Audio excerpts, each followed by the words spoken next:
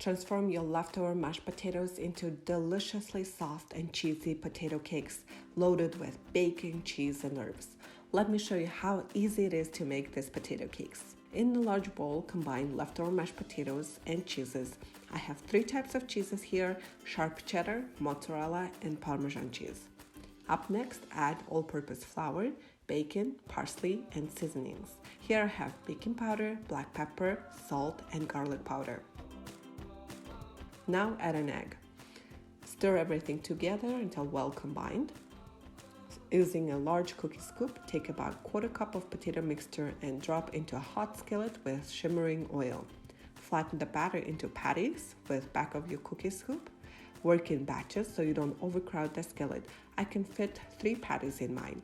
Cook for about 3 minutes per side or until nice and golden brown. Using a spatula, carefully flip the potato cakes and cook for another 3 or so minutes.